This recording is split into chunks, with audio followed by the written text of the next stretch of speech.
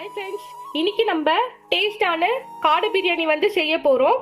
வீடியோக்குள்ள போகிறதுக்கு முன்னாடி இந்த சேனலை ஷேர் பண்ணுங்க, சப்ஸ்கிரைப் பண்ணுங்க, பெல் பட்டனை கிளிக் பண்ணுங்க. வாங்க வீடியோக்குள்ள போகலாம். இப்போ ஒரு குக்கர் வந்து எடுத்து வச்சுக்கலாம். ஸ்டவ் ஆன் பண்ணிக்கோங்க. இப்போ நம்ம எடுத்து வச்சிருக்க எண்ணெய் வந்து ஊற்றிக்கலாம். நான் வந்து ஒரு குழிக்கரண்டி எண்ணெய் வந்து ஊற்றிக்கிறேன். இப்போ நெய் வந்து 2 டேபிள் ஸ்பூன் போல நெய் ஆட் பண்ணிக்கலாம். எண்ணெய் நல்லா காஞ்சதும் நம்ம எடுத்து வச்சிருக்க தாளிப்பு பொருள் ஒன்னொன்னா போட்டுடலாம். பட்டை, கல்பாசி, நட்சத்திர சோம்பு, கிராம்பு, பட்டை, ஏலக்காய். இது கூடவே வந்து நம்ம எடுத்து வச்சிருக்க பச்சை மிளகாய் வந்து போட்டுடலாம். எடுத்து வச்சிருக்க வெங்காயம் வந்து ஆட் பண்ணிடலாம்.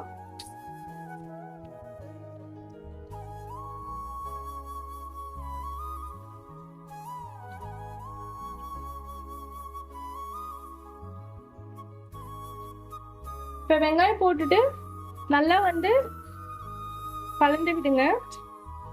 இப்ப வெங்காயம் வந்து நல்லா வதங்கி வரணும். கூடவே வந்து 1/2 ஸ்பூன் போல உப்பு போட்டுக்கலாம்.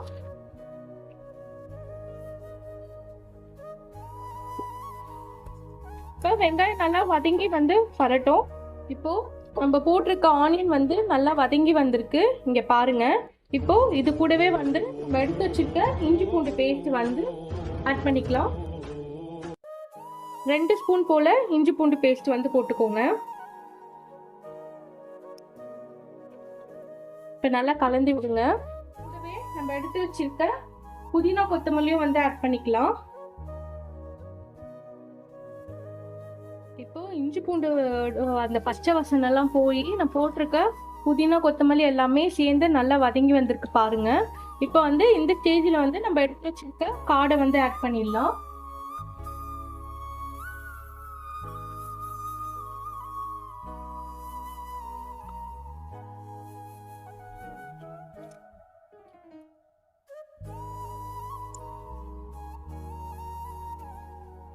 இப்போ நல்லா கலந்து விடுங்க.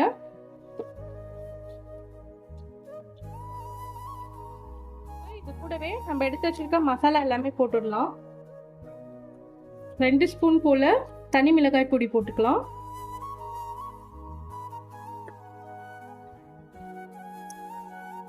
1 ஸ்பூன் போல பிரியாணி மசாலா போட்டுக்கலாம்.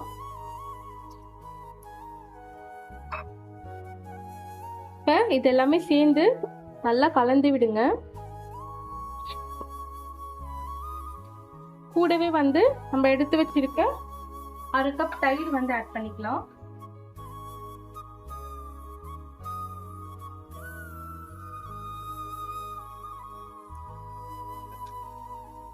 இப்போ நல்லா கலந்து விடுங்க. இப்போ 5ல இருந்து 6 நிமிஷம் போல நல்லா காடை வந்து வெந்து வந்திருக்கு. இப்போ இது கூடவே வந்து மசாலா எல்லாம் சேர்ந்து நல்லா வந்திருக்கு. இப்போ இது கூடவே வந்து நம்ம எடுத்து வச்சிருக்க தக்காளி வந்து ஆட் பண்ணிக்கலாம். இப்போ நல்லா தக்காளி எல்லாம் வந்து நல்லா வதங்கி வந்திருக்கு. இங்க பாருங்க. இப்போ இந்த ஸ்டேஜ்ல வந்து நம்ம பிரியாணிக்கு தேவையான அளவு தண்ணி வந்து ஊற்றிக்கலாம். நான் இந்த டம்ளர்ல வந்து 2 டம்ளர் வந்து அரிசி எடுத்திருக்கேன். ஸோ 1 டம்ளர் அரிசிக்கு 1 டம்ளர் தண்ணி ஊற்றினா கரெக்டா இருக்கும். 2 டம்ளர் அரிசிக்கு வந்து நம்ம 4 டம்ளர் வந்து தண்ணி ஊற்றிக்கலாம். இப்போ நம்ம எடுத்து வச்சிருக்க அரிசியை வந்து இதில் போட்டுடலாம்.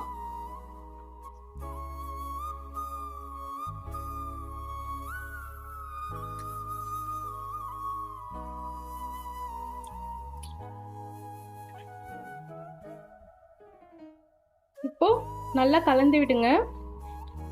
இந்த ஸ்டேஜில் வந்து உப்பு காரம் எல்லாம் வந்து பார்த்துக்கோங்க. இப்போ ஒரு கொதி வந்ததும் நம்ம விசில் போட்டு 2 விசில் விட்டு எடுத்துக்கலாம். கொதி வந்துடுச்சு. நம்ம எடுத்து வச்சிருக்க ஹாஃப் லெமனை புழிஞ்சு விட்டுக்கலாம்.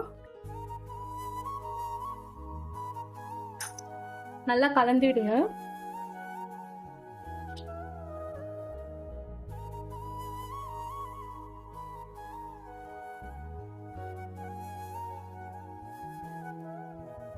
இப்போ நம்ம குக்கரை வந்து மூடிடலாம். மூடிட்டு விசில் போட்டுருக்கேன்.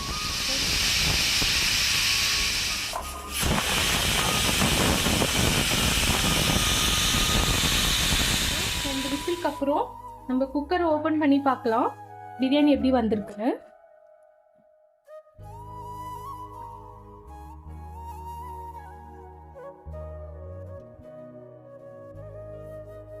பிரியாணி நல்லா வந்திருக்கு.